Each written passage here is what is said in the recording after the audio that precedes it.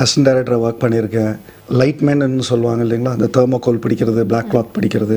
அது ஒரு நாளைக்கு 100 ரூபா கிடைக்கும் அன்னைக்கு. நான் சினிமாவில் நடிக்க வந்த காலத்தில் மெகா சீரியல்ஸ் ரொம்ப ஃபேமஸ்.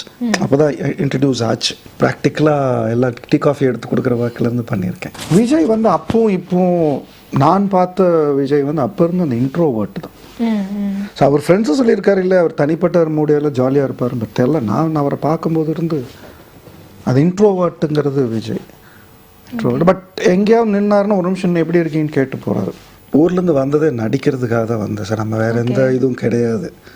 அப்போ நடிக்கிறதுக்கு வரும்போது அதிக பிரசங்கித்தனம்னு சொல்லுவாங்க, அந்த விஷயம் நிறைய இருந்தது.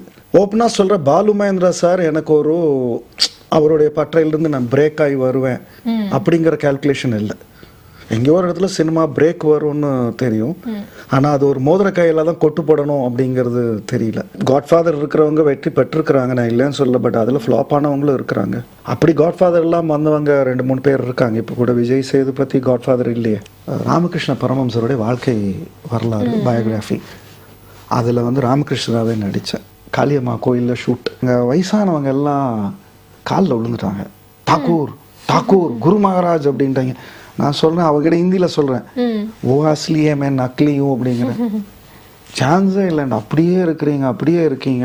உங்களுடைய திரைப்படத்துடைய ஜேர்னி அப்படின்னு பார்த்துக்கிட்டோம் அப்படின்னா பல்வேறு விஷயங்கள் வந்து அதில் கலந்துருக்கு அப்படின்னே சொல்லலாம். ஸோ ஆரம்ப காலகட்டத்தில் நீங்கள் பல விஷயங்கள் வந்து பண்ணியிருக்கீங்க அப்படின்றது வந்து எங்களுக்கு தெரிய வந்திருக்கு. ஸோ அதை பற்றி கொஞ்சம் கொஞ்சமாக சொல்லுங்கள். அதாவது டெலிவிஷனுக்கு பின்னாடி, திரைக்கு பின்னாடி வந்து நிறைய விஷயங்கள் பண்ணிட்டு இப்போ திரைக்கு முன்னாடி வந்து நீங்கள் பல வருடங்களாக நடிச்சிட்டு இருக்கீங்க. ஸோ அந்த ஒரு எக்ஸ்பீரியன்ஸை பற்றி சொல்லுங்கள். திரைக்கு பின்னாடி வந்துங்க அசிஸ்டன்ட் டைரக்டராக ஒர்க் பண்ணியிருக்கேன். இந்த லைட்மேன்னு சொல்லுவாங்க இல்லைங்களா, அந்த தெர்மோகோல் பிடிக்கிறது, பிளாக் கிளாத் பிடிக்கிறது. அந்த மாதிரி இந்த பேட்டி எடுக்க போகும்போது, நண்பர்கள் பேட்டி எடுக்க போகும்போது போயிடுவேன். ஸோ அங்கே ஆர்டிஸ்ட் இருப்பாங்க, அவங்களுக்கு தெர்மோகோல் பிடிக்கணும், இல்லைன்னா இந்த லைட் கட் பண்ணுறதுக்கு அந்த கட்டரு. அது ஒரு நாளைக்கு 100 ரூபா கிடைக்கும் அன்னைக்கு.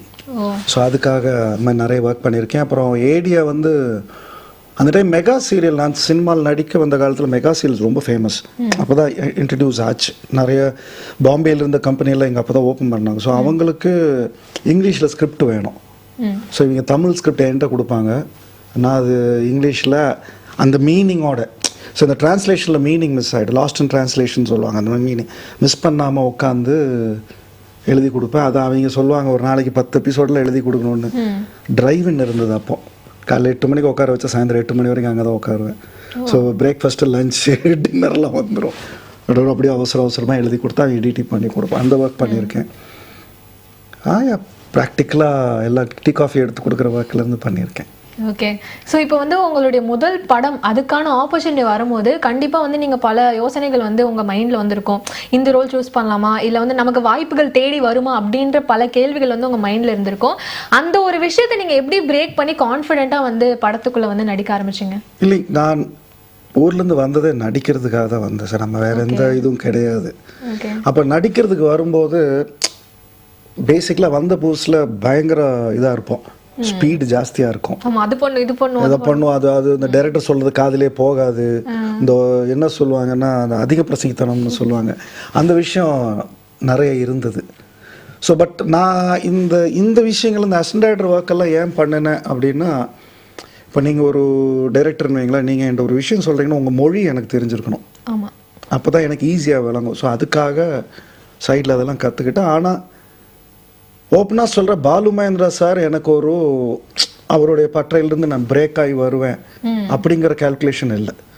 எங்கேயோ ஒரு இடத்துல சினிமா பிரேக் வரும்னு தெரியும், ஆனால் அது ஒரு மோதிர கையில் தான் கொட்டு போடணும் அப்படிங்கிறது தெரியல. ஏன்னா அப்போ வரும்போது எனக்கு இது ஒரு பாலு மகேந்திரா சார் கொடுப்பார்ல, மணிரத்னம் சார் கொடுப்பார்ல, இல்லை, நமக்கு ஒரு பிரேக் வேணும், ஒரு படம் வேணும். அஸ் யூஷுவல் ஜூனியர் ஆர்டிஸ்ட் படலங்கள் முடிச்சு தான் சார். ஸோ அதனால் சார்கிட்ட போனது தான் அது. இப்போ இதுதான், பட் கிடைக்கும் அப்படிங்கிற நம்பிக்கை இருக்குது, இப்போவும் இருக்குது. ஸோ அந்த நம்பிக்கையில் தான் ஒர்க் பண்ணிட்டோம். ஓகே.